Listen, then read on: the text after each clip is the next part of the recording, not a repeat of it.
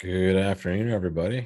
I'm just going to pause the video just for a second before we start. Resume this. We're going to be talking about competitive raises today, right? And this is a really important part of your bridge game, and it is going to come up way more often than most of the other stuff that you might prioritize as far as I need to learn. And the classic example is, I can put a slam class on my site, and it'll double the size of all of these other classes, basically, because it's kind of fun to bid slams and it's nice to have good hands. But if you just think of the logic of this, which class will make you a better overall bridge player as far as your results in the long term? Well, this one probably will, right? Because you're going to see these way more often than you're going to see these big hands that you would see to require you to bid slams. So this is like the meat and potatoes, as I call it, of your bridge skills in the auction. And let's start off with a couple of examples. And this slide is something similar to what I did in a different class, but different hands. We're going to look at this auction first, which is a non-competitive auction. Right? And when we're talking about raises, I want to dial in the difference between a competitive auction and a non-competitive auction and see what we're getting at. So here on auction one, it goes one spade pass. What would you do with hand number one here? Make your bid. All right. I like what I'm seeing. We're going to refine a few of your bids just to kind of give you and your partner the best information and the best auction going forward. But first things first, what are we doing? I'll give you guys a few more seconds on this one, and then we'll go to number two. One spade pass, non-competitive auction. Right now, we have to start there. Whenever we start with competitive auctions, we kind of need to, we need to step through the door from a normal auction to a competitive auction and recognize the difference, what we gain, what we lose, and why things are the way they are. So that is number one. Number two, make your bid with this one. One spade pass to you, number two. And I'll answer, the meaning for both will come right after this one. Okay. So make your bet on one. If you want to change your call on any of these, you can go right ahead. Ooh, okay. So Gary, is that available in your system? Or what does your number two mean as far as your range? There you go, Sally. Yeah, that's nice. So some of you in this situation might play more system than others, which is fine. If you play a system, a few of you are playing Bergen raises. So some of you might have a different call in your system. Feel free to mention that in the chat, and we'll talk about that, at least touch on it as we get to the answers here. I bet you're right. As far as standard stuff, this is the right call for sure. All right, so let's get to it. Number one is Jacoby 2 no trump, right? You're gonna play that as your forcing major suit raise. And I actually I have finally compartmentalized a lesson that I can put out, and I'm going to give it to you guys all for free. And it's going to be Jacoby 2 no trump. So there's going to be something fun for you guys to mess around with on your own time on that very soon. But this is our forcing major suit raise. Of those of you that did not bid Jacoby 2 no trump, you did the next best thing. You game forced by bidding 2 diamonds, right? So 2 diamonds should be 2/1 game forcing. The issue with that is whenever you game force and then you subsequently raise partners major, they're never going to think you have 4, right? Because you didn't use Jacoby 2 no trump. So you're always going to go through Jacoby 2 no trump when you can, and that is that bid. Number two, if you do not play any other helpful system, this is just 2 spades, right? This is your 6 to 10. 3 cards are more in support, right? We don't need all 4 of these cards. We just happen to have them. But that's our normal just raise of partner suit, the single raise. Now let's look at these same exact hands. All right. So these hands aren't changing, but all I'm doing is I'm including a bid in the middle, right? So this time, instead of 1 spade pass, the auction starts 1 spade, 2 clubs. So make your bid now with number 3, folks. And yeah, if you play Bergen raises, folks, number 2, I would say would be your whatever your mixed raise would be. That would be number 2, right? You're a little bit, if you have a mixed raise available, which is like your 7 to 9-ish, I think you're probably good enough for that. It's very close between that and your preemptive raise.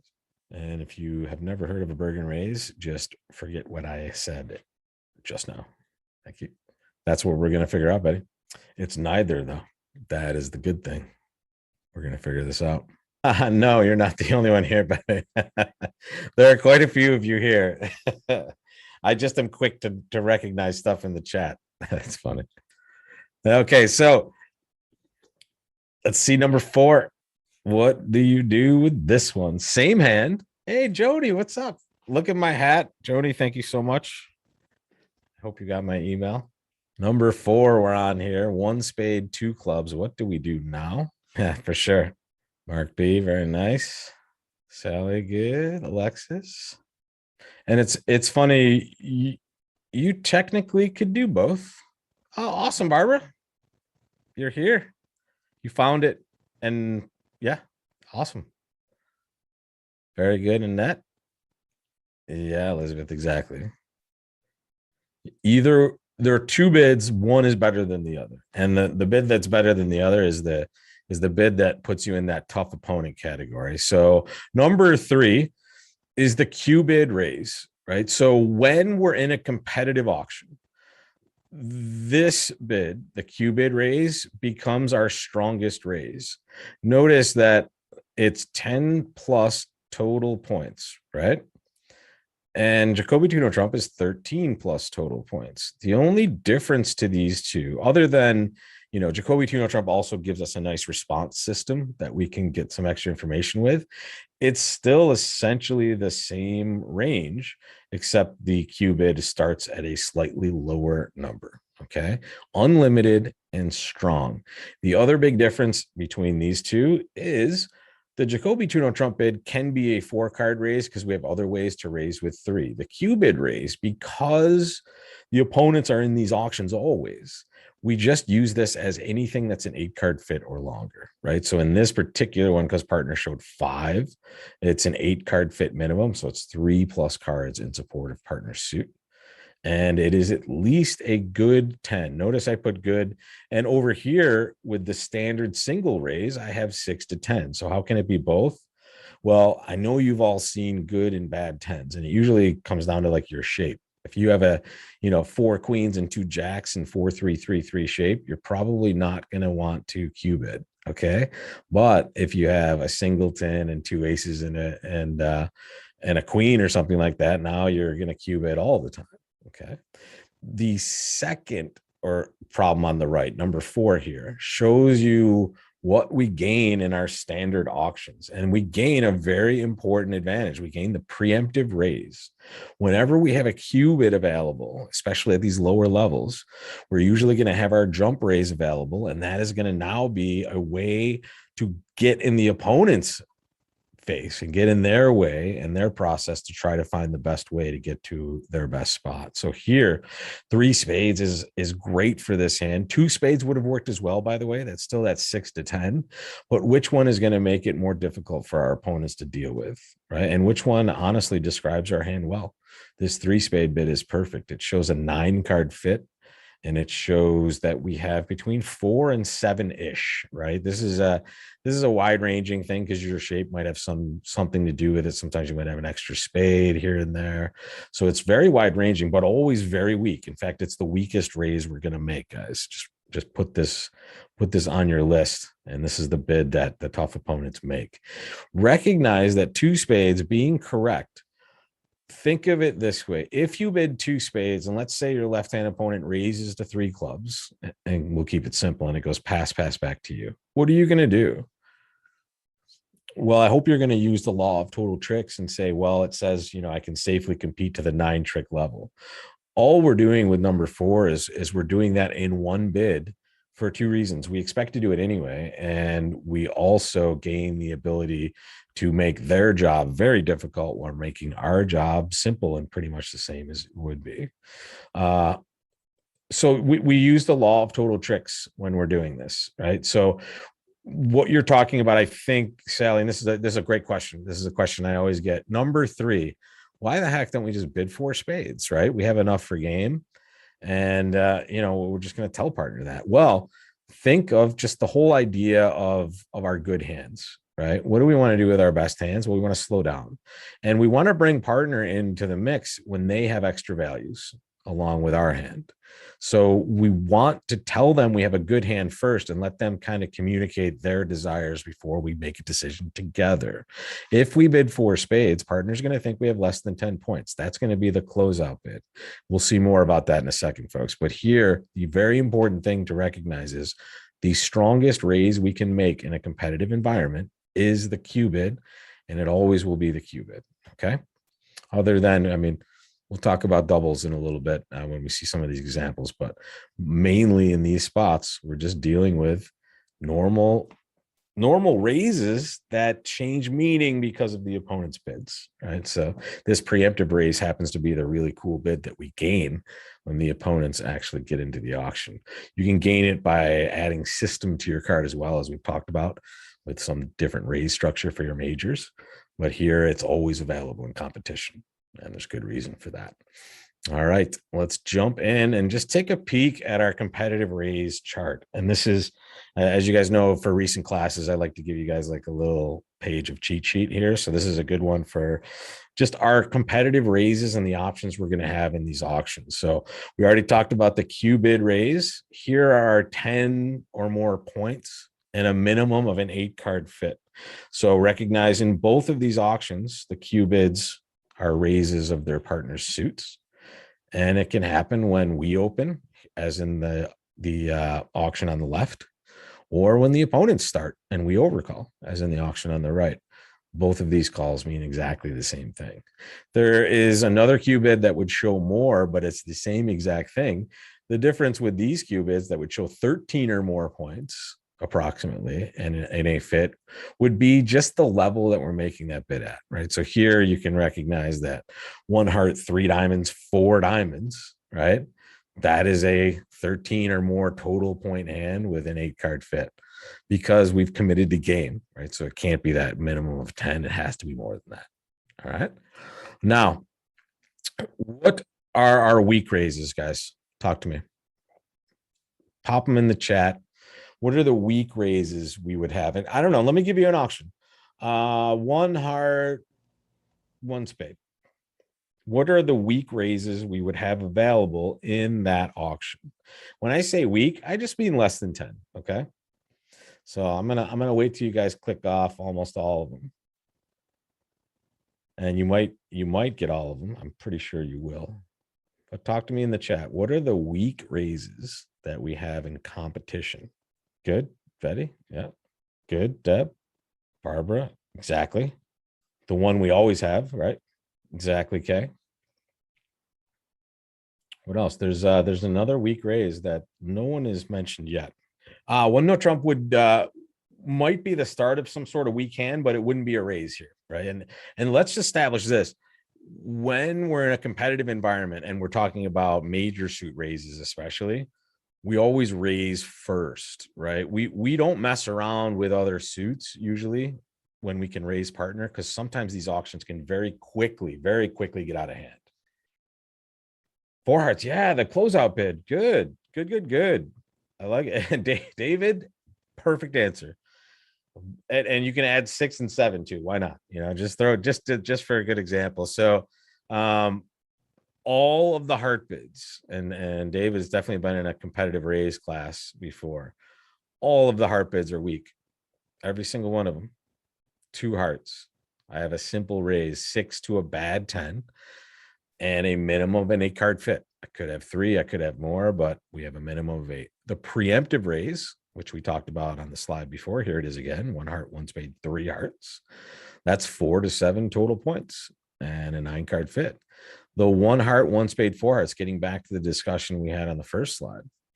This is the one that just is, hey, I have a closeout, right? I have less than 10 points. We're likely going to have a 10 card fit. And I just want to get the opponents out of this auction, or at least if I can't get them out, they're really going to be stuck with a difficult decision sitting in that West chair. All right. What raise is missing, guys? What raise is missing on this one? We have competitive raises here. Q-bid raise we have discussed, and that's the reason that's in red is because that is our strongest raise. And in fact, It's our only strong raise. Anyone think of a bid we have, a raise in competition that we wouldn't have normally? It's a bid. Some of you might smack your head when you hear me put it out there, but I mean, honestly, if you guys don't know it, you're going to get a good bit of practice with it today as well. Now, double's never a raise. Well, no, double's really never going to be a raise, right? Unless you have some sort of weird agreement. Even a support double isn't a raise. It's just a way to pass information. How about, I don't know, let's see, the mixed raise. Anyone, does this look familiar to anybody? Look at these auctions. It starts with West opening a suit and North overcalling at the 1 level, and then South bidding 3 of the suit that the West player opened. Right. So this is a special raise that is really only available in this situation. It's specifically available when we have opened after, sorry, we have overcalled at the 1 level. Okay. And it is still a qubit, but notice we're jumping 1 level.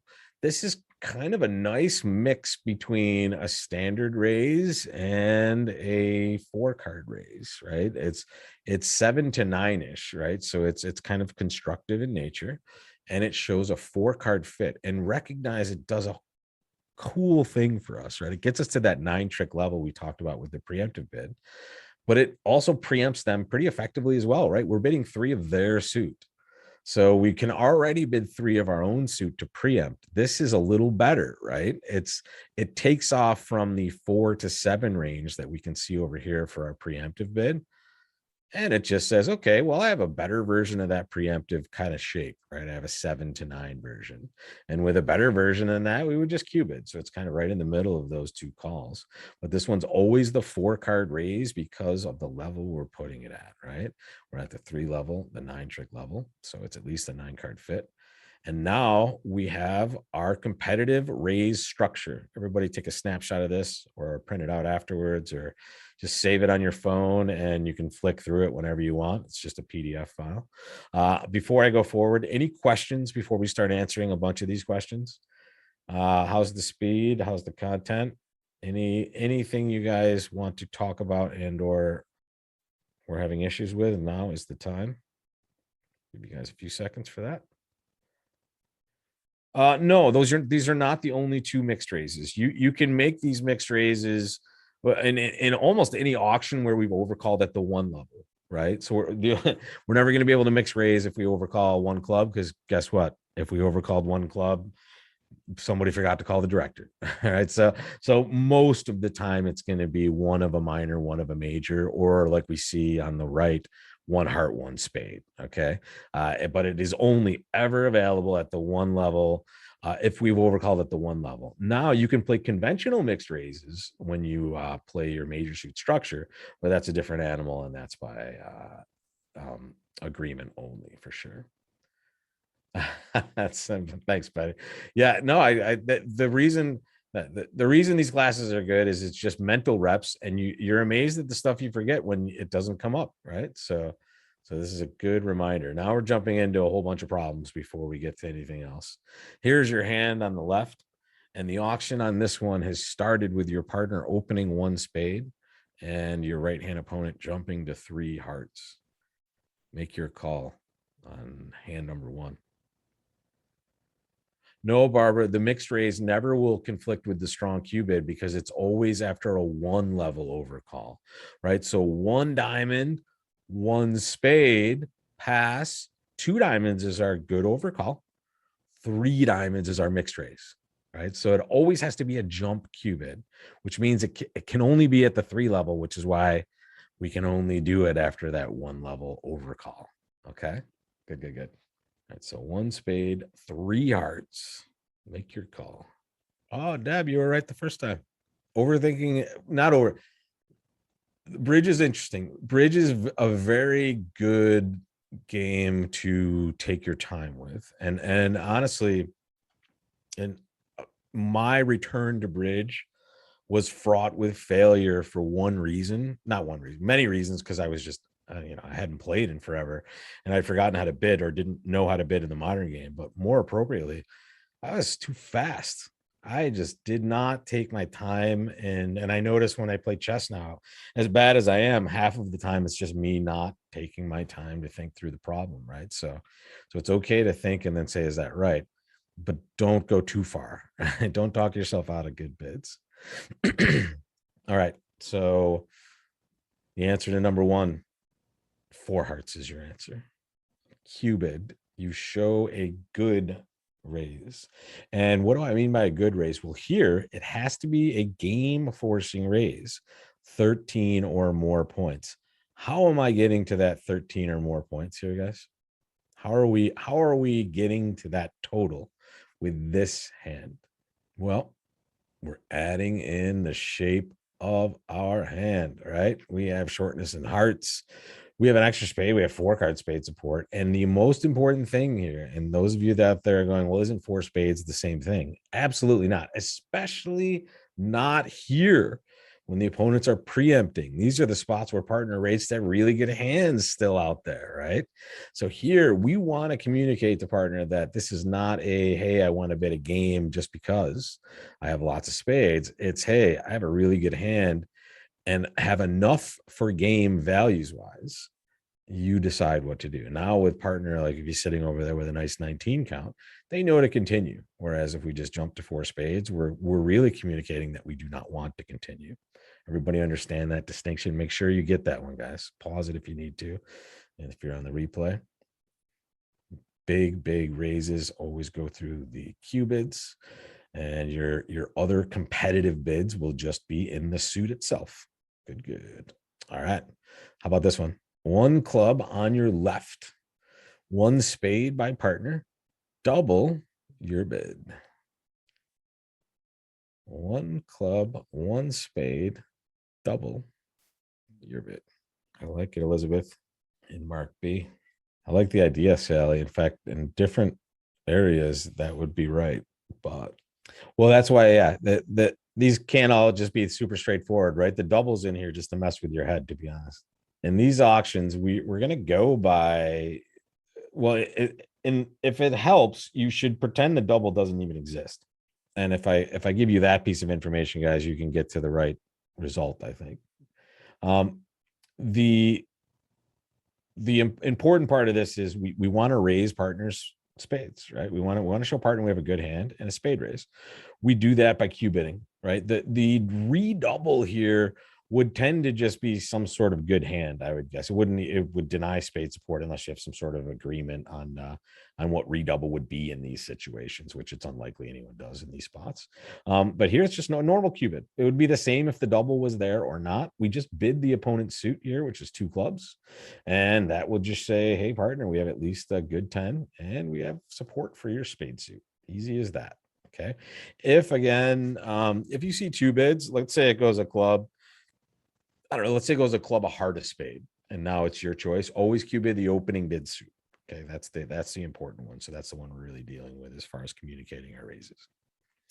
All right, how about this one? Special delivery. 1 spade, 2 spades. And for those of you that want to know what 2 spades is, you would ask your opponent, and that opponent would be the person to your left on this one. You say, what the heck is that 2 spade bid? And they would have to tell you that is hearts and a minor, right? That's the Michael's cue bid. So that 2 spade bid for them shows 5 hearts and 5 of the minor. How do we show this hand now? Back in 2 seconds, guys. Yeah, David. So I'm going to change this real quick. I'm going to give you hand 3B. I'm going to change it to this. 1 spade, 2 hearts. What do you do now? And for those of you that already got it right, you don't have to answer again, probably. You did very well already. So this hand is a cue bid for sure, right? The problem with the 2 spade bid is that it is also a cue bid, so it confuses your brain very, very easily, especially the first few times you see this. All we really have to do is take an extra step and say, okay, what's happening with this 2 spade bid? Well, the opponent is overcalling hearts, as far as we know. They're overcalling two suits. They have hearts and some other suit, but the one we know about is definitely hearts. Okay. And our hand is very strong in response to our partner's opening bid. And it is especially strong now that it looks like we're singleton in one of my right hand opponent's suits, and maybe we're three jack third in their other one. So this could be massive. We have to show a good hand. Right. So three hearts is the right bid. And that's our Q bid. And that is, hey, partner, I have at least a good 10 or more, and I have support for your spades.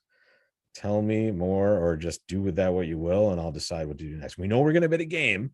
And that's the weird, the confusing part about these stronger Q bids is that so many of you just think the game, the game of bridge is about getting to game itself. When in reality, you're right. It is about getting to game when it's right, but it's also about catering to the times where we can get beyond game. Okay. And that's what all these Q bids, especially when they're making preemptive bids, we have to make sure to be in there with our strong raise. So a partner knows how good we are before it gets back to them. All right. Oh, double here. Good. Because we saw double in the, quite a few of you doubled.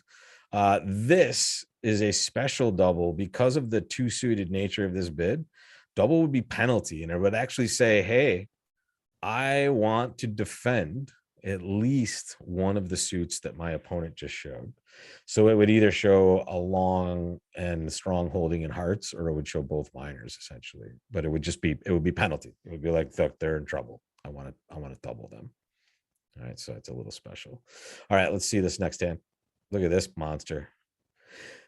One thing I will tell you, and I think if you've seen a lot of my lessons, you've seen a lot of examples of hands like this.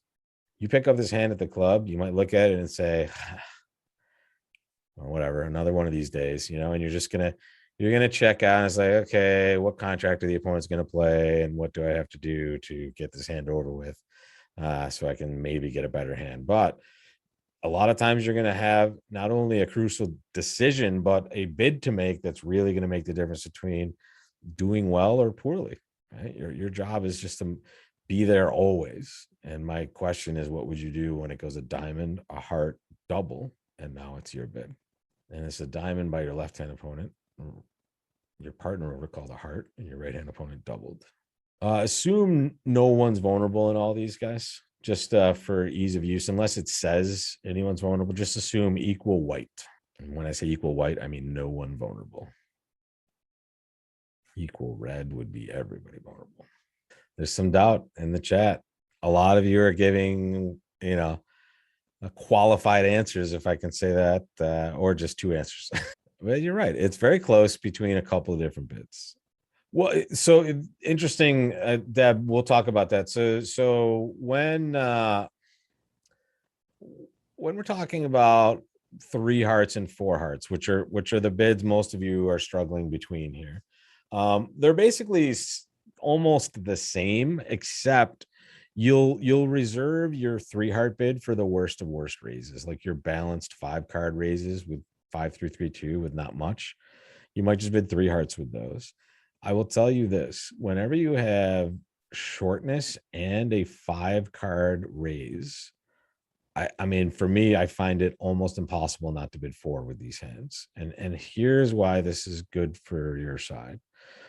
When partner has a really good overcall, these times where partner has like the upper end of their range, which is frequent when your hand looks like this, with like 16 or something, you frequently are just making four hearts.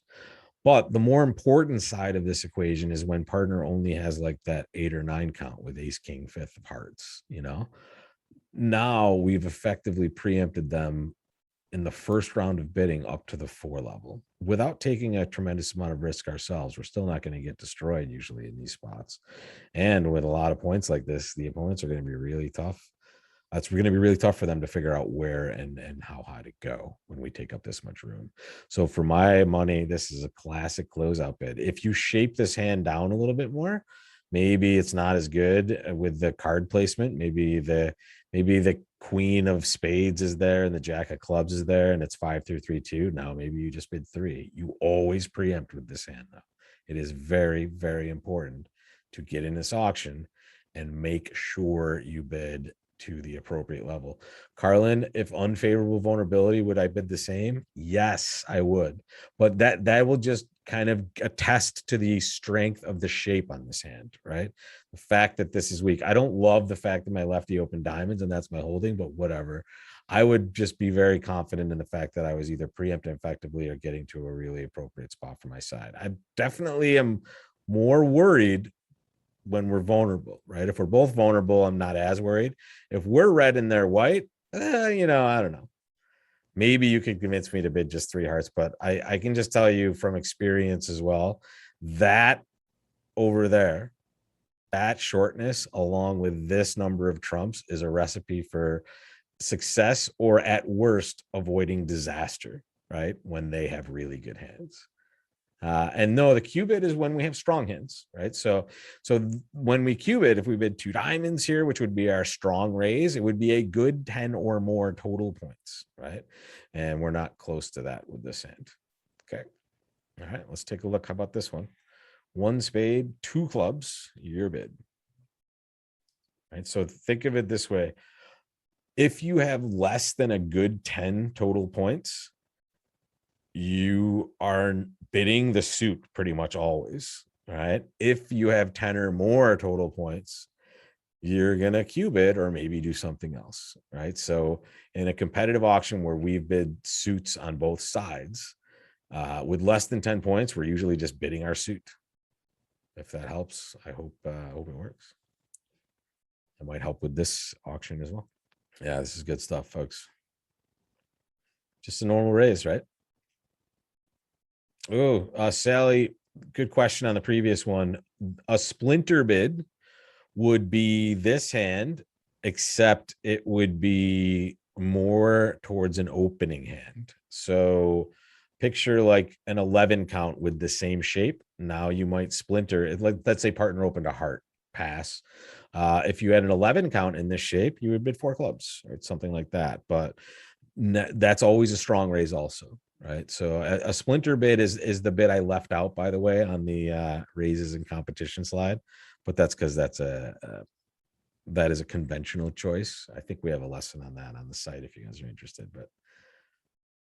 but here you're doing a great job. 2 spades is the same, and it's going to stay the same always. It never changes.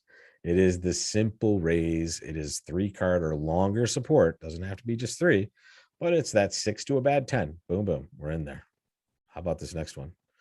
2 passes, 1 heart by partner, double your bid. 1 heart, double your bid. 2 passes, 1 heart. And for those of you keeping score, I think this is choice 10 or 14 so far. I don't know. I don't remember. You're right, Joni. But something about what you said is important to your choice. Betty, perfect answer. Absolutely perfect answer. That's exactly what we're trying to look for here. The fact that we recognize that particular point here.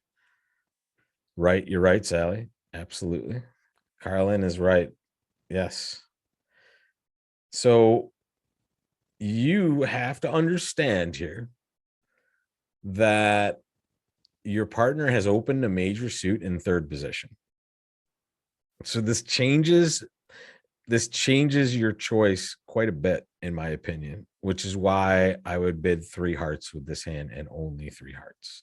And the only reason it changes from number 4 is that even though in number 4 partner might be somewhat light because they're overcalling, we're still super aggressive in that spot because of the fact that we could be preempting. But here, we really can't be sure what partner's doing. And sometimes partner might, especially if there's some of my crazy partners, might even open a major with a 4 card holding just because they know we play jury. So here, if partner opens in 3rd seat, the only reason this question is here is to make sure you guys are aware that if you recognize they're opening in 3rd seat, you want to be a little bit less aggressive with your preempting. In this case, I would still be preempting, but 3 hearts would be just enough for me, I think. Right. And yeah, kind of total tricks, but putting into partner's hand the possibility of them having 4, right? Not to say that I want you guys opening 4 card majors in third chair, but I mean, it's maybe not the worst idea because it's more preemptive when you're opening those major suits. But in general, when partner is holding a really bad hand that they've are ashamed to have opened, we want to at least be a little bit a little bit less aggressive with our calls. All right, let's see this next one. All right, one diamond, one heart, double your bid. Make your call with this in. So one diamond, one heart, double. Make your bid. I have seen some acceptable bids, absolutely acceptable. I have not seen a great outstanding bid yet, though. Should I call them great outstanding bids from now on? Like gold stars? Have a rating system, maybe?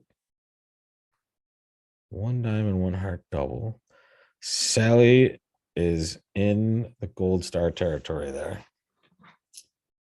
Joanne, you're almost there. It would be, in fact, it would be wrong, Carlin. You're too good for that one, but there's a better one. It's okay to take multiple tries here. You're not getting match pointed for these choices, guys. So fly away, buddy. That's the right one. Yeah. So this is a fun one because it's kind of a devious one on my part too. So I apologize. It's kind of smack dab in the middle of everything. Let me tell you this: when you have the ace and a king and a doubleton and 4-card support, and you think of a preempt as 4 to 7, right? This is way too good for that, right? Especially because it's not just the top of your range, it's above the top of your 7 range, right? So this is too much. So if you were going to do anything, 2 hearts was much better than 3 hearts, right? 3 hearts being preemptive, 2 hearts being your 6 to 10. However, many of you forgot about that mixed raise that maybe you just got introduced to today, but it's the jump Q bid. Some of you are bidding 2 diamonds. Remember, 2 diamonds is still our good 10 or more and support for hearts. 3 diamonds is this hand over here, 7 to 9 points and 4-card support. And this is beautiful when we get to make this bid. And half of the battle to making this bid, guys, is remembering that it exists, as we're going to find out today, I promise. But here it's super important that we recognize that partner now has a better piece of information about our hand, right? They just know more, because if we don't know this bid, we're probably going to have to bid 2 hearts and then subsequently bid 3 if we're forced to. Whereas here we'll be able to kind of paint a really nice picture of our hand to our partner. And in competitive auctions, that's so important. When they've bid and we've bid, it's frequently going to be too high for partner to understand what's going on by the time it gets back to them. So we want to be as precise and as descriptive as we possibly can with our raise structure, and the mixed raise here is magic. Everybody okay with this one? If you're not, I can do it again. Yes, you have to have 4-card support. Or David, let me be more specific. Actually, you have to have a 9-card fit to make this call. All right. So yes, if partner showing 5 in this spot, which they always will be, it's a 9-card fit when you have 4 of them. So yeah, it is always at least that. Because with this bid and with the preemptive raise and the closeout for that matter, we're using the law of total tricks as our guide, which is basically just, hey, whatever numbers of trumps we have, if we both have fits, we can safely bid to the level that's equal to our trumps, right? And how many points again? 7 to 9 points. And when we're talking points, Kay and everybody else, make sure you're familiar. It's total points, right? So we know we have a fit always. So we're just adding everything in our hand, and it's 7 to 9-ish, right? Again, when we're at the fringes of those ranges, we'll make upgrades and downgrades as we see fit usually, but that's the general range that you're going to be just within for that one. All right, how about this one? Pass 2 hearts by partner, double your bid. 2 hearts, double your bid. Not gonna lie, the allergies have been just kicking me in the teeth these last few days. If any of you saw the Tuesday Night Challenge on YouTube, you saw me just kind of sleepwalking through 8 boards. It was pretty awesome. Like what I'm seeing in the chat here. So this is the same thing we've been circling around most of the afternoon here. It's that law of total tricks, right? So in a competitive auction here, this is kind of we can't be certain they have a fit, but honestly, I would be pretty shocked if they didn't have a fit and spades on this hand, but they might not. here we're just going to bid to the 10 trick level because we know that partners two heart opening bid showed 6 of them, right? So we add our 4 to that. That's 10. So the 10 trick level is the 4 level. So 4 hearts is our bid. And again, we're just using this as a guide. We don't expect to make this. We'd be shocked if we did, but we expect the score result of 4 hearts to be better in the long run, because not only are we dealing with the result of our playing 4 hearts, we're dealing with the results of this bid in another way, meaning what do they do next, right? If they're bidding, we might have just made their lives into a more difficult proposition. So David asks a question about this first choice here, and the question is, can you upgrade your hand having the ace of spades and the king of clubs behind the doubler? Well, here it's interesting because the person that probably has the bigger hand is the left-hand opponent, right? So I wouldn't really upgrade or downgrade this at all. I would just kind of evaluate it as it is, because you can never have great information there other than maybe lefty having a little bit better. But yeah, interesting, good stuff to be thinking about, to be honest. When you're thinking a little bit about the play during the auction, it can be very helpful. So all right, how about this one? 1 heart double to you. Make your bid. And this is a fun one because might be helpful to play different systems or better systems when these things happen. So 1 heart double. What are we doing? And recognize here, I've changed it up on you slightly. I've added some doubles to the mix. Doubles don't give you the opportunity to cube it, right? However, you maintain your other raise structures when double hits the table. Very important to recognize that. We have definitely strong ways to raise after the double, but we definitely maintain all of the normal raises, and they mean exactly the same as if it was an overcall. And this one is too good for 3 hearts for the same reason that we do not want to make the 3 heart bid on number 7 up top. We do not make it here. And that's because it's just too strong. A lot of partnerships have a mixed raise after a double. They have an agreement on it. I'm not going to talk about that here because it's way too advanced. And to be honest, you're going to forget it more than, you forget anything, basically. So here, the best recipe for success is to bid 2 hearts and then reserve the right to bid 3 hearts when it gets back to you. And that's how you're just kind of showing this kind of intermediate style raise. A lot of partnerships agree to play 1-3 in competition as just mixed for this reason, because they want to be able to show this hand more often than the preempt. I don't want to get into kind of like discussions about everything about this, but just understand that sometimes you just can't make the perfect bid that you might have been able to make if the auction was different, right? So sometimes you just have to default to something else. Evaluating your hand is important, but one thing I want to make sure you recognize is this hand is just way too good to be that 4-7 preempt. Okay. It's better than that, much better with the cards you have. So the question I'm getting in the chat is if you're playing something more advanced, like a Bergen raise or something like that, should you play them on over double? I would suggest that you discuss this with your partner. I would probably not, because there are other ways you can add system and maybe, so anyone that's a beginner intermediate that doesn't like advanced stuff, just earmuff for like 30 seconds. And I'm just going to say something. There is a very nice conventional agreement that helps with these situations when it goes one of a major double. And what you can do is you can add a different raise structure where if you bid 1 under your suit, that shows a good constructive raise or better. And now you kind of have the best of all worlds because you get to show your different types of raises with these bids when they hit double. Okay, that's the advanced part of the program, guys. We're going to get back to the meat and potatoes bridge here. And if I confused you, I want you to forget what just happened. And let's get on to this next one. 1 heart double to you.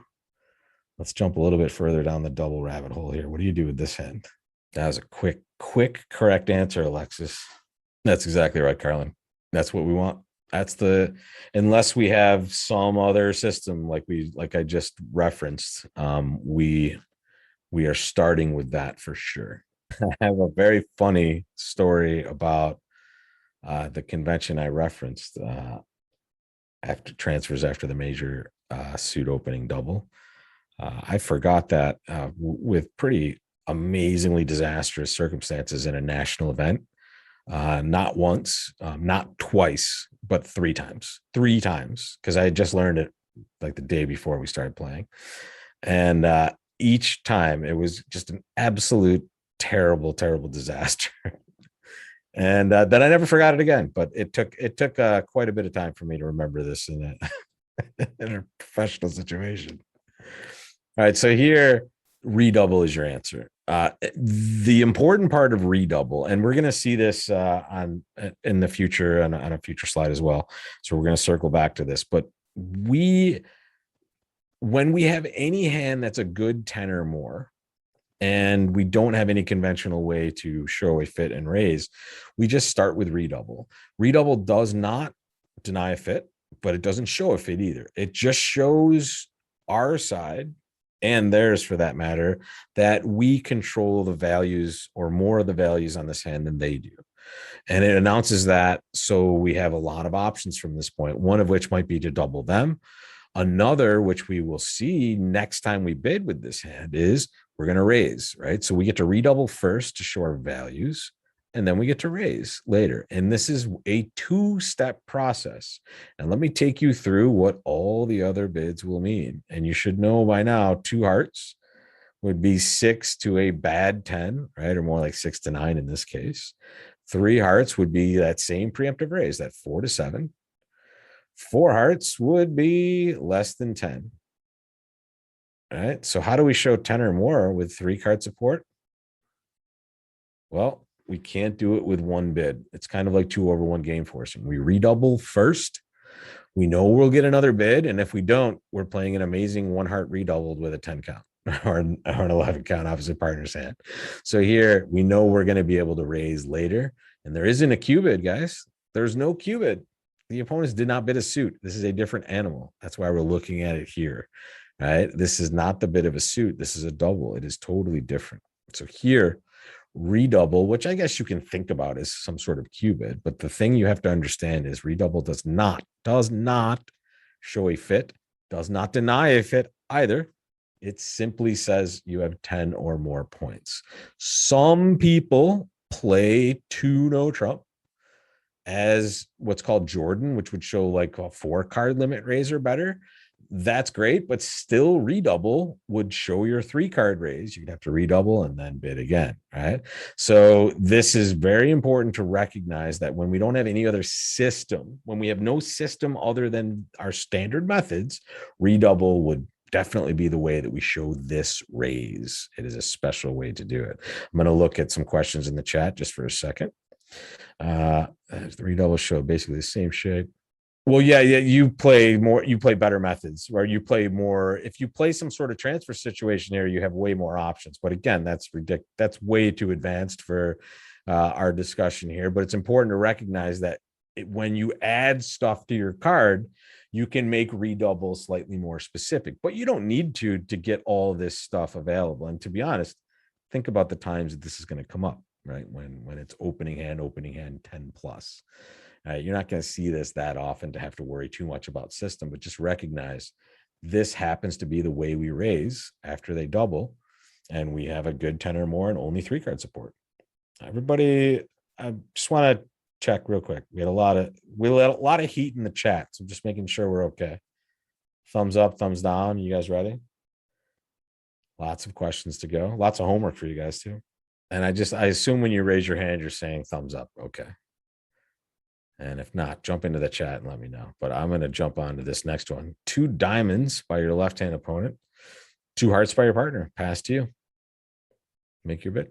Yeah, Betty, exactly. What you said there is exactly right. You can't assume. You assume they have maybe a 4 card holding, but they didn't bid a suit.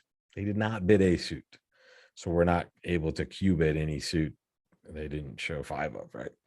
All right, so 2 diamonds on your left. 2 hearts by partner. Pass to you. Make your call. It may look weird because it's a level higher, but it's the same concept. How do we show a good raise of partner suit rather than just a courtesy raise of partner suit? We bid 3 diamonds, and don't worry about your jack of diamonds.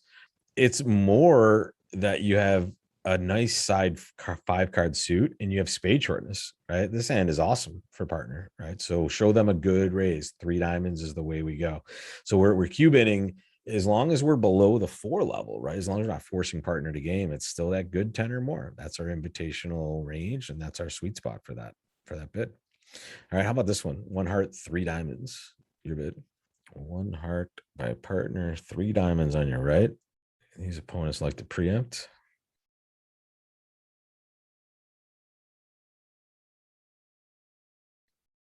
I always know when it's a good question when there's a lot of question marks after the bid choices as well. So sometimes you're stuck. Yeah, exactly. But it's bridge. Guess what? You cannot get away from making a bid, right? You have to make a bid. Andy, you just can type them right into the chat. Actually, I'm the only one that could see them. So you have a private bid right into the chat. And you'll only be chatting to me basically. And you can put them into the Q&A too that you just typed into as well. But I think people can maybe see those at some point. The chat, you just have a private bid on everyone. And welcome to the class, by the way. All right. So this is just 3 hearts. You're stuck and you're not strong enough to cube it. 4 diamonds would be an opening hand or better. You might be tempted to bid 4 hearts, but do you really think that's going to show your hand the right way? So there are times where the opponents, you just have to say, hey, opponent there sitting in that chair, you made a nice preemptive bid there. You took away my options, right? If they bid 2 diamonds, it would be very easy. We would bid 3 diamonds, right? If they did anything else that gave us a chance to show our hand better, we would have taken that opportunity. Here, we just didn't get that opportunity. So 3 diamonds is a preemptive bid. So partner has to understand that 3 hearts is definitely not a weak raise. It's a very good question, Carlin. But you can see the problem this creates. We're going to bid 3 hearts with a super wide range of hands. We're going to do it with a lot of our 4-card holdings that also have ranges that are varying between maybe not too many up into an invitational hand that couldn't have committed us to game, which is this one that we're holding. So this is just a torturous hand that we just have to bid 3 hearts and hope that either partner has enough information to continue or we're not missing a good game. Right. So no, the reason this can't be a weak raise, Carlin, and it's an excellent question, is because we're not jumping in competition. The opponent beat us to that bid. All right. So here it's just 3 hearts. That's what we're going to do. Everybody okay with that one? If we were stronger, we would bid 4 diamonds. If we were weaker with more hearts, we would bid 4 hearts, right? So here it's just a difficult spot. And this is thank you very much, opponents. I'm going to leave this table with a frown on my face rather than a smile because you guys are tough. All right, let's take a look at the next slide here. Here, let's make our calls on this auction. We're gonna talk a little bit more about double in these competitive situations, just to make sure we nail this, because we're going to see this quite often. So first auction here, 1 spade double. Here's your hand again. Make your bid. Yeah, Carlin, with a weaker hand in 3 hearts. Yeah, like let's say you had a raise, you were going to make a simple raise on that last one, like you had 7 points and 3 hearts. Yeah, you would just be passing 3 diamonds, and now partner might reopen double, and then you can show your support that way. And those are harder auctions, but again, if you're in a good partnership, partner's supposed to know to reopen, especially when they're short in that opponent's suit, and you'll get another stab at it if you have that tough opponent across the table from you as well. All right, 1 spade double, and we'll look at 2 of these first, and then we'll go over each one and what they should mean. All right. How about this one also? 1 spade double. Yeah. In fact, Carlin, hang on a second there, and we'll cover that when we talk about number 1 over there. It's a good question. There are some tough opponents in this class. I can tell. I don't want to play bridge against you. Best compliment I ever got was not 1 but 2 of my world-class playing friends stopped me and said, "Hey, you got to slow down the lessons a little bit, buddy." I thought that was very nice because our people were out there giving them some of the business. When you're a good competitive bidder, they don't like you too much, but they respect the heck out of you. All right, so hand number one spade double. This is a redouble, right? Now, again, some of you might have system that handles this sort of hand. That's fine. In a general sense, you don't need a lot of system. You just need a way to show a good hand. You cannot raise directly because you only have 3-card support number one. So there's no system that's going to handle that unless you're super advanced. And you really don't want to raise because you may even find a better contract doubling them sometimes. And you're always going to get another call, right? So redouble starts the process, and it simply says you have 10 or more points, and pretty much any hand. You may have a fit, you may not. Usually you don't, but sometimes you might have a 3-card raise and 10 points, and we're going to start with redouble. And again, that's that 2-stepper, right? That's one of the few 2-step raises we're going to have in competition. And that is, we have to redouble first and then we raise later. The question in the Q&A here was, well, what would like a free bid here be? And the answer is, well, here, if we were like, let's say we had one less spade and I don't know, we add a diamond into this hand, or maybe just another heart, and we want to bid 2 diamonds. Well, a free bid at the 2 level, any bid, 2 diamonds, 2 clubs, 2 hearts, is natural, but it also shows a bad hand. It shows 6 to 9. And in fact, the wisdom after a double, any new suit you bid at the 2 level and above is less than 10 points always. The more you bid, meaning the higher the level of your bid, the more cards you have and the weaker your hand, right? So 1 spade double, 3 clubs would be, hey, I have a 6 or 7 card club suit and nothing, right? So that is the wisdom here. We don't need these strong bids, right? We need a lot of weak bids because there's not a lot of points left in the deck after these auctions. So 1 spade double, 2 diamonds would be very weak. If we wanted to show a good hand with diamonds, what would we do, guys? We would redouble and then we would bid. Here on this hand, we are only showing a fit, or at least we're trying to. Unfortunately, with the system we have, we can't do that right away. So we just start with redouble and then we continue the conversation when it's back to us. Now, hand number 2 is a beautiful hand to want to get in their way with. Right? It is a 4-card raise, 9-card fit in the spade suit, and it has an important shortness. It's short in the heart suit. This doesn't get too much better for being a really terrible hand. So here, a tough opponent would bid 3 spades on this hand, and that is exactly what you should be doing with this particular hand. Right? So this is a super important. The left side, very strong raise. The right side, super weak raise, but we're in there. Okay.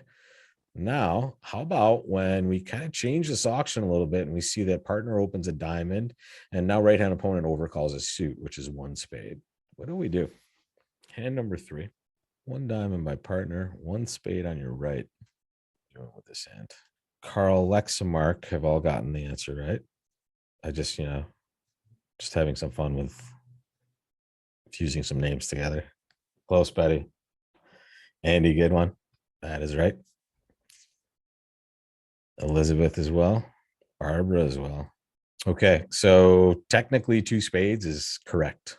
If you Q bid, I'm very happy that you're on board with this competitive raise session. It is not incorrect to bid 2 spades, but there's a way, way better bid. It's 3 no trump. Right? Just bid your game, right? You have excellent stoppers in the opponent's suit. You have the other major well stopped as well, and you have enough for game, and you're not going to be playing in a major suit. So all things considered, you do not want to play game in a minor unless it's 4th of July or your birthday, and my birthday was 5 days ago, so it's too late. We can't do it. We can't even use mine. How about this last one? Number 4. 1 diamond, 1 spade, your bid. Now it's Carl X Deb. That are the winners in this one, the gold stars, Alexis, Carlin, and Deb. That's right, Betty. Gail is right. I'm talking about Gail Greenberg. Gail Greenberg, all-time legend, one of my favorite people ever. and I'm actually very good friends with her grandchildren. So it was funny. I met them before I met her, but she was absolutely wonderful to me in my entire time in New York. So not only a legendary player and teacher, but just so helpful to me. I'll never ever forget spending time with her, and I can't wait to see her again. It's been a long time. Yeah, a lot of people have taken lessons from Gail in New York for sure. So this one is just, hey, don't forget we're playing bridge, right? Just like number three, we have a cubid that we could make and it would be meaningful, right? We do have a very, very strong raise of partner suit, but we also have four hearts. We have four hearts, guys. Don't forget, we show our major suits, right? So here, double is our bid, right? That's the priority that we want to get across. We'll reserve the right to raise diamonds later, right? Don't forget that you are here to just show your four card support and your heart suit. If you find a heart fit, it's even better, right? You'll play four hearts with this nice side diamond suit. Yeah, very cool. All right, let's get on to the next one. And yeah, in the chat, I live in West Palm Beach now, so I escaped the winter.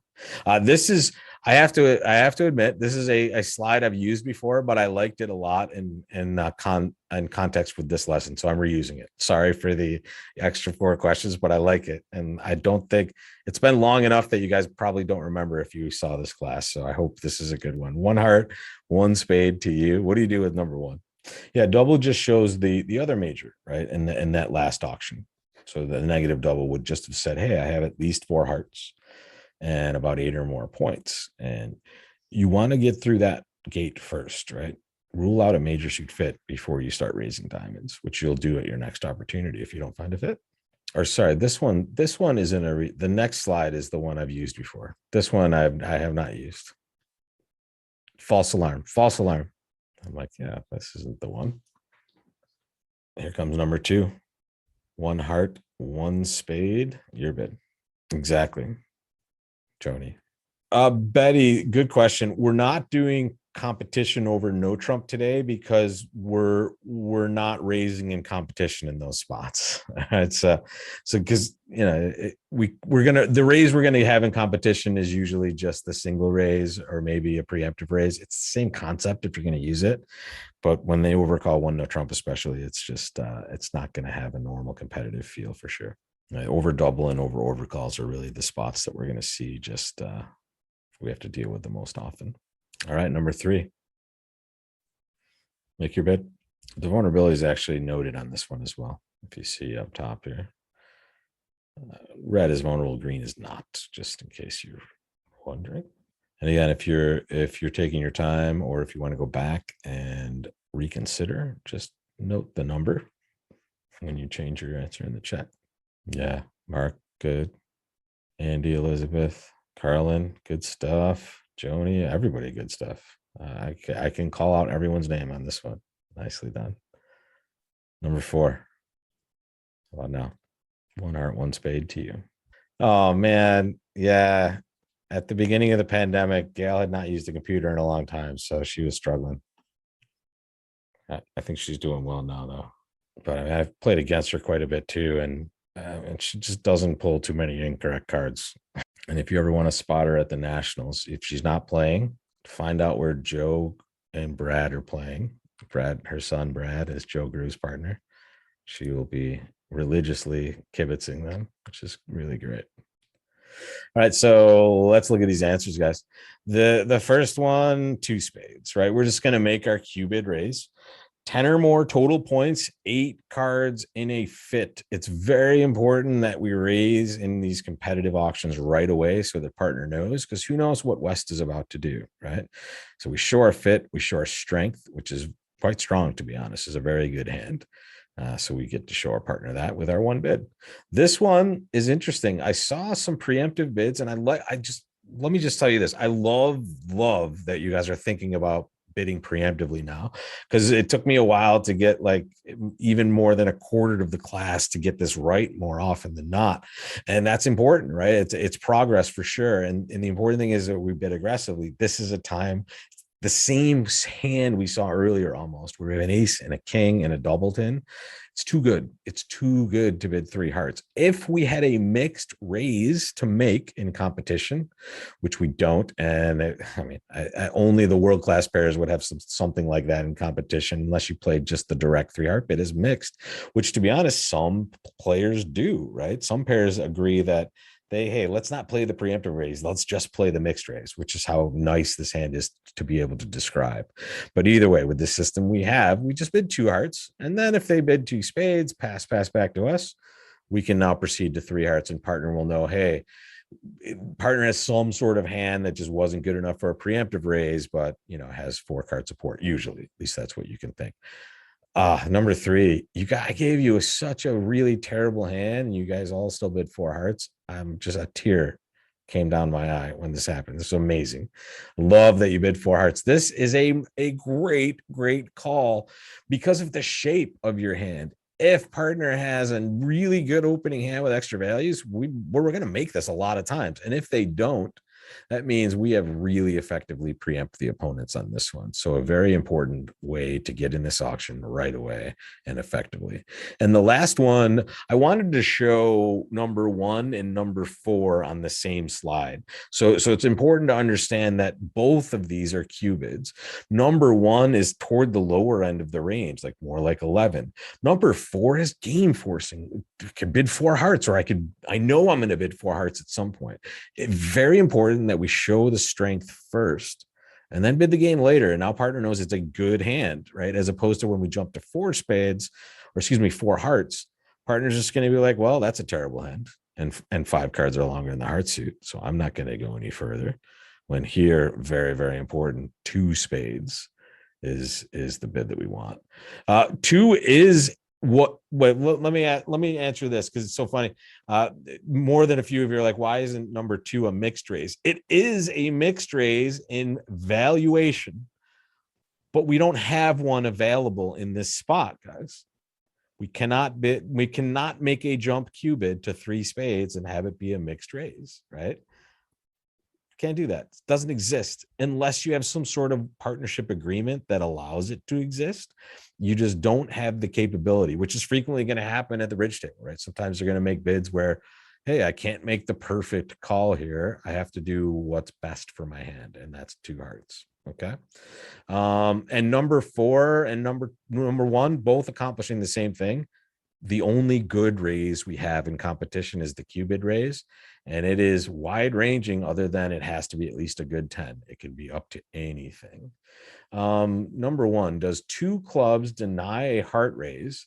Oh, good. So number 1, this is a good question by Carlin here. Does 2 clubs, if I were to, instead of 2 spades, just bid 2 clubs, does this deny a heart raise? My answer is absolutely 100% yes. It denies a heart raise because we're in a competitive auction, right? What happens if you bid 2 clubs and it goes 3 spades on your left? Or more importantly, what happens if it goes 2 clubs and you bid 4 spades on your left? Partner is sitting there saying, well, I know partner has some clubs and like 10 or more points. I know nothing else. And they certainly don't know you have a fit. Okay. So yeah, we would never show a secondary suit that is not, well, we see the difference, right? This is the exact opposite of the minor suit hand we saw earlier, where we had 4 hearts and 6 diamonds. When we have a minor suit fit, but a major to bid or show, we're going to show the major. When we have a major suit fit and maybe a minor suit to bid, we don't worry about that in a competitive auction, right? In a non-competitive auction, we might do different things. In a competitive auction, it is so important you get your fits on the table as quickly as you can that you raise right away. Elizabeth, no, it's not that number 2 is too good for a mixed raise. Not at all. It is exactly what a mixed raise should look like: 7 to 9 with 4 card support. But when the auction goes 1 heart, 1 spade, we do not have a conventional mixed raise. We don't have it. The only time we have a mixed raise in a standard auction is when we overcall at the 1 level. So if the auction went 1 club, 1 heart, pass instead, guess what? With number 2, we would bid 3 clubs. That's our mixed raise, right? Here, we just don't have that available on number 2, right? So here, that's something we can never, ever do.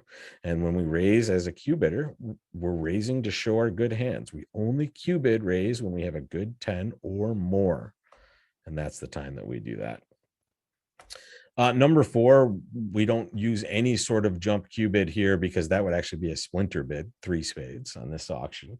That wouldn't make too much sense here. 2 spades is just the bid we need. We do not go anywhere over our lowest Q bid. And I'm sorry if the mixed raise is confusing you guys, but the Q bid is the strongest raise we have. And in fact, it is the only strong raise we're going to have in competition. And we are counting total points. In fact, just want to mention all of these are just total points, which means we're always dealing with a fit when we're raising, right? So we're always counting our total numbers of points, including distribution, extra trumps, and so on and so forth, right? So yes, always adding to a total point total. Whoa. Okay, this is a little weird. Okay, this is the one that we had seen before. So let's back up a second. Let's make our calls on this. And this is just to see these bids from the other side of the table. All right. And this is the slide that I've used once before. So on this auction, our right-hand opponent is open to club. We have overcalled the heart, and our partner is the one making the Q bid. All right. So here we're looking at this from the other side of the table. Make your bid with number 1 and number 2 whenever you get the chance. I flashed forward maybe a little too quickly, but here they are. All right, so number 1 first. What do you want to do? 1 club, 1 heart, pass 2 clubs. Yep. That's right, Andy. Exactly. Mark B for sure. All right. So the question you always ask yourself in this chair is, do you accept an invitation, basically? And the range you're usually going to be thinking about is like 12 to 14-ish. Even as an overcaller, that's kind of the range you want to think about anyway. And you're just going to say to yourself, hey, can I make game opposite a good 10 or more, right? And we're not accepting an invitation that's like range, like, hey, a good 10 to 12. All we know is it's a good 10 or more. So we're saying to ourselves, do we accept, can we play game opposite that? If we can, we're usually going to be the ones that commit to game or make some sort of other bid that does that, right? That might go continue further. So when we ask that question on number 1, the answer should be no, right? We have a 9 count. We've overcalled, kind of light, but we'd still would overcall this hand for sure. So we just bid at the lowest level. That's 2 hearts. Number 2, though, that's 4 hearts, right? We have enough information. We know we have a fit. And we communicate that we can play in game just by bidding that game, right? We're not going to go any higher than game unless partner wants to go further. Think about with number 2, when we jump to 4 hearts, we're saying to partner, we probably have like a solid 14 or more, right? Because we can play opposite their good 10 or more, if that makes sense. All right, next. Different auction. This time we open a spade. Goes 2 diamonds on our left, and our partner jumps to 3 spades. Make your bid with this hand, number 3. Number 2, it's funny, Joni, you mentioned that we weren't the opening bidder. We were overcalling, and the opponents opened a club, right? So we didn't have any ability to make a call other than 1 heart here as an overcaller. Yeah, now this one, number 3, yeah, I would open a no trump with this hand. So this is a bad example. I'm gonna go back and adjust this one. You caught me, Mark. I would open a no trump with this hand, but this person, whoever this person was, chose not to. But busted for sure, Andy. All right, adjust slide 10. All right, now how about number 4 here?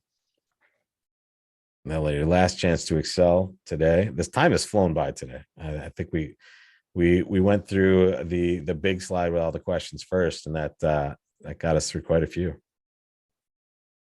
Like 24, 25 today, maybe. What do we do in this one? Number 4. All right. So the big thing you have to recognize is that this was a bad hand, right? This is the worst raise we can have, right? That's that 4 to 7 points and 4 card support. So with hand number 3, you would pass 100% of the time. And with hand number 4, you would also pass. All right. And I know some of you might be saying, hey, it's the law of total tricks on number 4. Well, guess what? We might just buy this thing for 3 spades. In fact, we frequently will. What are they going to do? Compete to the 4 level? And I want you to think about partners' hands here. What do partners' hands look like? Or what does partner's hand look like on this auction? It looks like just a bag of garbage, basically. It is the worst raise of all. So it's going to have 4-card trump support, which is great. And it means we're, on number 3, we're less likely to go down. And on number 4, we're not going to lose a ton of trump. Okay. But here, partner, yeah, K dumpster fire is another appropriate thing. It's terrible. And their bids is just a means to an end. It was just super preemptive. So number 3, just picture hearts, diamonds, and clubs in partner's hand. How many are you gonna keep it to 3 losers with that? Same with number 4. Do the exact same thing. Number 4, same. The funny thing is what if partner bids 2 spades? Well, no, on hand number 3, you hate every bid that partner makes except this one, to be honest, because you opened incorrectly. You're supposed to open 1 no trump with number 3, like your instructor tells you to. So on this hand, it's kind of an unfair problem, and it's one that's going to be changed in the chat. But it's important to recognize that here we're almost never bidding when partner makes a preemptive raise. The times where we are, though, are hands like number 4 that have more quick tricks. So if I take this hand, number 4, and instead of, the king of hearts, I maybe have the ace here. And maybe instead of the king of clubs, I have the king here. Right? And maybe I have an extra heart and a singleton small club, right? Now, if I can see like more tricks because I have a good trump suit and I have a better hand, we might consider bidding with that. But that's about it. We're almost never ever taking a call after this nice preemptive raise that partner makes. We're happy we preempted, right? So guys, take a look. This is your homework, and I'm just flashing by it so quickly, but it is 12 more problems, and they're all fresh and new. So enjoy that on your own time. I hope you are enjoying some of the new content I'm throwing out there. And again, I hope you saw, if you didn't see the email today, I understand why, but at the end there was definitely an email issue. And I know a few of you, a bunch of emails just essentially got dumped to me that were sent over the last like 4 or 5 or even 6 days. So if I did not get back to you, I promise I will. And for those of you that have not had any problems, I'm very glad to hear that.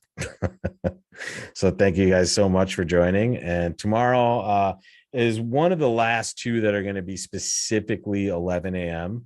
I think we're going to have a full day to take care of a Thursday lesson and have some content there built in for you there. Still trying to figure that out, though. Hopefully I can get that done before November 1st. And yeah, I am sending reminders. And that brings me to another important housekeeping announcement. If you're not getting a reminder for class, just please check your spam folder or your junk mail folder, wherever the kind of bad emails go. And if you see this email in there, just kind of right click on it and say it's okay to receive from this guy. And if you're not getting them at all, that's the problem we're trying to fix. So apologies for that. But always, your My Lessons page has all the information you ever need.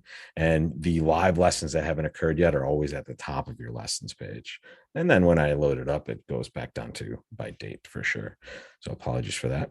Okay, understood, Carlin. Yeah, yeah, but understood. Gotcha. Yeah, and we'll work with that. I would say, I think this is, you just have a more advanced understanding for sure. I would say advanced classes would be kind of from my experience with you as well, for sure. Thanks. Yeah, the mixed raise is a new one for a lot of you for sure, right? So the mixed raise is one that is very cool to know because it gives you a very standard raise in a competitive auction that kind of is almost the same as your preemptive raise, but it gives partner more clarity on both sides of the bid, and it's still preemptive. So I love it. Right. So if your partner doesn't know it, make sure they get clued into it as well. Yeah. Okay. All right, guys. Thank you so much. I appreciate all that feedback, and thanks for joining. All you guys that were new to class, I appreciate you guys coming. Hope you enjoyed it, and you will see this on your My Lessons page. The the processing on Zoom has been super slow, but I would say, at this point, the latest like 7 p.m. But I mean, I don't know. It was about a half hour faster a month ago. So I'm not sure if it was just my internet, but I hope to have that up within that amount of time. So be on the lookout for that. And the extra homework problems will be there very shortly. So thanks a lot, guys. And I will see you guys all very soon, either in these classes on YouTube or at some of the tables. So thanks a lot, guys. And I will see you soon.